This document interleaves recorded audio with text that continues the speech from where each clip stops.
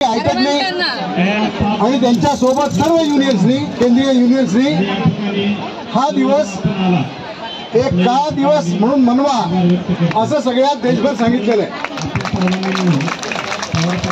कशा करता का दिवस तर 23 सप्टेंबर 2020 ला जेव्हा पूर्ण देश हा या कोरोनामध्ये झगडत होता तेव्हा लोकसभेमध्ये जवळजवळ 150 विरोधक संसदांना एमपीजना बाहेर करून त्यांना सस्पेंड करून मधु अपने पास पार्लिमेंट मोकळं केलं गेलं आणि पुलिस वालों को पहुंचाता कभी ऐसा भी लगता है 4 लेबर कोड पास केले. पेड वर्कर है पुलिस वालों का. आपण म्हणाला का भानगडे 4 लेबर कोड मला माहित नाही. बरोबर आपली जी मागणी आहे की आम्हाला सरकारी कर्मचारी समजा ती जर का झाली तर समोर एक संकट उभं आहे. 4 लेबर कोड या 4 लेबर कोडनी आतापर्यंत आपण झगडून संप करून प्राणांची आहुती देऊन प्रसंगी जे हक्क मिळवले ते या 4 लेबर कोडनी काढून घेतले. अगदी सगळ्यात महत्वाचं म्हणजे युनियन करणं मुश्किल जाईल, होऊ शकणार नाही. अशा हा तो दिवस याच वेळी आधी 1-2 दिवस किसानांचे 3 कायदे केले होते.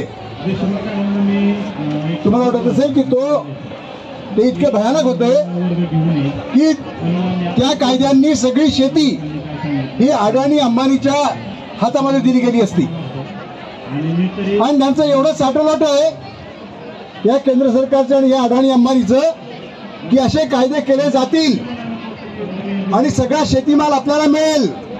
याच्या तयारीमध्ये अडाणींनी हरियाणामध्ये आपल्या महाराष्ट्रामध्ये मोठ्या मोठ्या जागा घ्यायला सुरुवात केली आणि फूड कॉर्पोरेशन ऑफ इंडियाच्या ऐवजी आपली गोदामे उभारायला सुरुवात केली.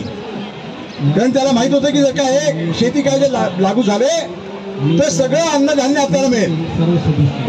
तरतूद होती पण ते किसानांनी होऊ दिलं नाही, आपल्या किसान बंधूंनी होऊ दिलं नाही.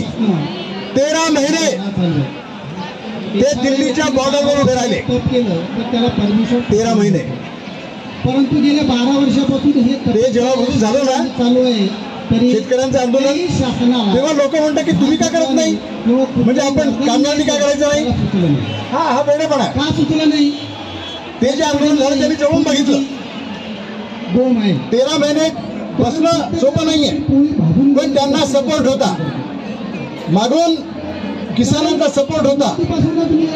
तिथे अन्नाची जेवणाची रसद चालू होती.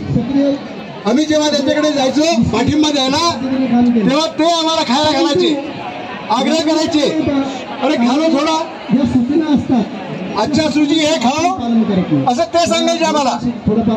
पण ते तिकडे दटून बसले. 700 किसान तिकडे धारातीर्थी पडले. 750 13 महिने तिथे बसले होते.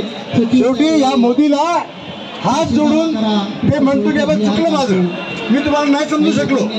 ते म्हणाले काय समजून सांगे सांगा ना. काही लोकांनी त्या हेमा मालिनी आहेत ना त्यांनी मध्ये एकदा स्टेटमेंट काढलं की किसानों को समजा नाही कि उनके फायदे क्या है समझ नहीं पाते.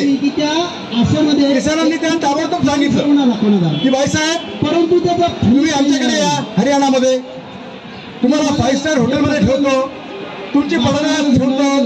आम्हाला काय समजलं नाही त्यामुळे त्याला समजून सांगावं. स्थिर झाले बाई का सर्वांना माहित होतं की आपल्या त्यांचं कधी बोलले नाही, उपजीविका कोण नाही वळलं. साधनासाठी उगाच कुठेतरी बोलायचं की किसानांना त्यांना कळलं नाही, त्यांना अक्कल नाही. हे जे त्यांनी बनवलं खातात त्यांना अक्कल नाहीये. राजगाडा चालवण्यासाठी या किसानांनी त्यांना सबक शिकवला. 4 पैसे पण त्यांनी तसं केलं म्हणून आपण सुद्धा तयारी ठेवली पाहिजे.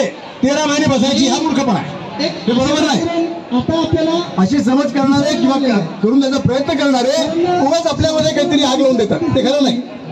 काय करायचं हे मला कळतं. आपण इथे आलो जमलो ते कशा करता की त्यांनी आपलं ऐकावं. तिकडे एक तुम्ही ऐकलं असेल आयलो इंटरनॅशनल लेबर ऑर्गनायझेशन म्हणून आहे, 1920 साली स्थापन झालेली. तर त्यांचे काही काही रूल्स असतात. तसा रूल नंबर 144 हा ज्या ज्या देशांनी मान्य केला तो भारताने मान्य केलाय, आणि त्या रूल प्रमाणे त्यांनी दरवर्षी किमान एक मीटिंग युनियन बरोबर घेतली पाहिजे केंद्र सरकारने. इंडियन लेबर कॉन्फरन्स म्हणतात त्याला. दरवर्षी एक किमान जास्ती घेऊ शकतात.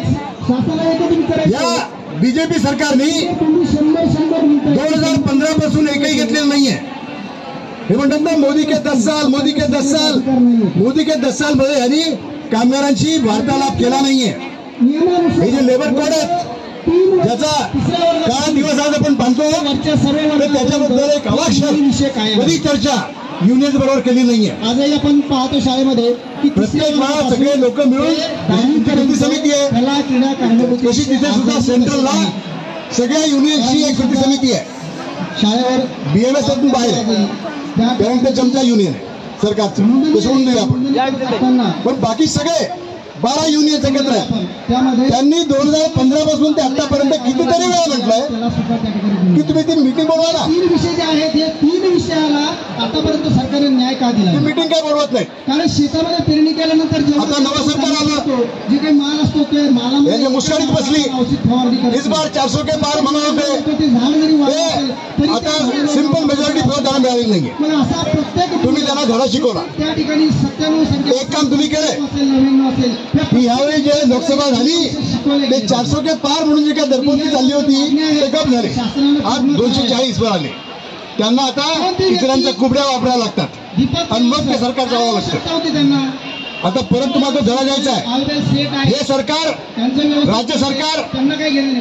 ऐकत नाही. म्हणतो आपण तर यांनी पत्र त्याला रिस्पॉन्स नाही, त्या व्यक्ती हो का नाही ते बोलत नाही. याच्या करता म्हणून तुम्हाला आजकडे यावं लागतंय, हे लक्षात घ्या.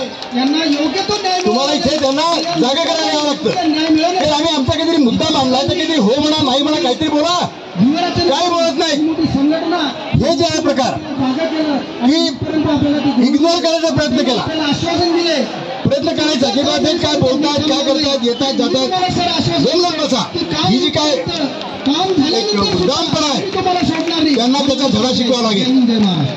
आता येतेच आहे, घोडा मैदान दूर नाहीये.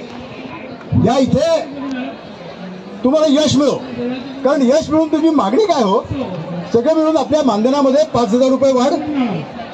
महागाई किती वाढलेली आहे. मला वाटतं हे 5,000 रुपये मिळाले की कधी इकडे मिळाले आणि कधी गेले पत्ता येणार नाही, अशी तर हालत आहे.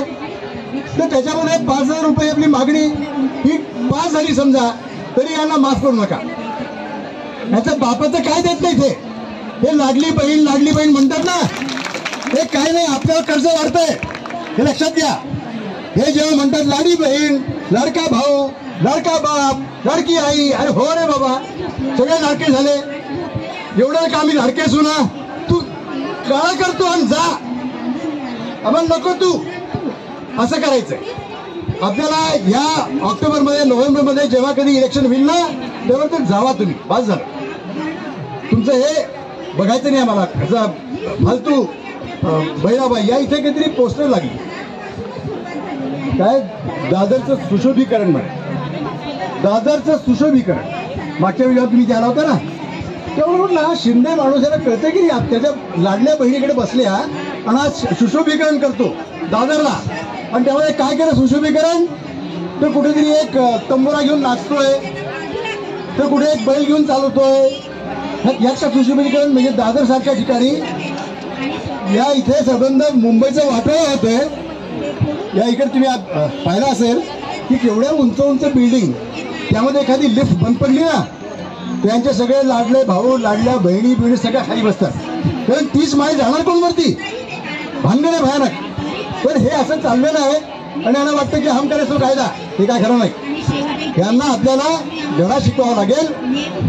तुम्ही इथपर्यंत आलात, वेळात वेळ काढून आलात, काय तुमच्या घरी तुम्ही कष्ट करत कुणाला तरी थोपून टाकलं असेल ते आला असाल ते तुमचं तुम्हाला माहीत. पण तुमच्या कष्टाने आले आहेत हे नक्की माहीत. कारण एका मागच्या आंदोलनामध्ये जेव्हा तुमचं ते 1,45,000 हे झालं ना, काय त्याला म्हणतात, निवृत्ती वेतन, वन टाइम निवृत्ती पेमेंट, हे जेव्हा झालं होतं तेव्हा तुम्ही मंडळी हे दिलीप फुटाणे तुमची लिडरशिप ही त्याला भेटून आली. ते तेव्हा पृथ्वीराज चव्हाण होते वाटतं चीफ मिनिस्टर, भेटून आली आणि त्याने म्हणता आपण मुंबईला भेटू ना, या मुंबईला भेटू. तेव्हा तुम्ही त्या कडाक्याच्या थंडीमध्ये नागपूरला तिथचा तिथे निर्णय घेतला आणि म्हणा आम्ही जात नाही इथून. सगळ्या त्या तो जो तिथला रस्ता आहे, कुठला त्याला म्हणतात ते काय रस्ता आहे, 0 माइल रस्ता, तो एका टोकापासून दुसऱ्या टोकापर्यंत तुम्ही तिथच्या तिथे पत्राई पसरली आणि झोप लागली, जात नाही इथून. त्यातून तुम्हाला 1,75,000 मिळाले. त्यामुळे तुम्ही कसं लढावं, तुम्ही आणखीन काय करा हे तुम्हाला सांगण्याची गरज नाही. इतरांनी शिकलं पाहिजे की तुम्ही काय करू शकता, लोक काय करू शकतात. एकदा का त्यांनी त्यांची एक आयडिया मनामध्ये घुसली, पक्की झाली की मग तुम्हाला कोणी हटवू शकत नाही. तर मी तुम्हाला यश चिंतितो, ते मिळेल, आज न उद्या मिळेल. पण तुम्हाला म्हटल्याप्रमाणे आपली मागणी खरी तर आम्हाला सरकारी कर्मचारी समजा, पण तोपर्यंत 5,000 रुपये ओके. पण सरकारी कर्मचारी झाल्यानंतर सुद्धा लक्षात घ्या, त्याच्याकरता मी इथे खरोखर उभा आहे की आज हा काळा दिवस आहे. 23 सप्टेंबरला हे लेबर कोड पास केले गेले, कुणाचंही न ऐकता, काही चर्चा न करता पार्लमेंटमध्ये पास केले गेले. आपल्याला त्याचा सुद्धा समाचार घ्यायचा आहे, हे चालणार नाही. आम्हाला ऐका, या लेबर कोडमध्ये काय चुकीचं आहे आम्ही सांगायला तयार आहोत. 1, 2, 3, 4 लांबच्या लांब पाडा वाजता येतो, बकवास करून ठेवलेलं आहे. एक तुम्ही ऐकलं असेल ना, हे काय भारतीय न्याय संहिता ऐकलं का तुम्ही? एक नवा 3 कायदे केलेले आहेत. म्हणजे आपले जे 3 आतापर्यंत होले, IPC code, criminal procedure code, evidence act, हे जे आहेत ते बदलून भारतीय न्याय संहिता केलेलं आहे. सगळे वकील जज मध्ये डोकं धरून बसले की याचं काय करू का याचं.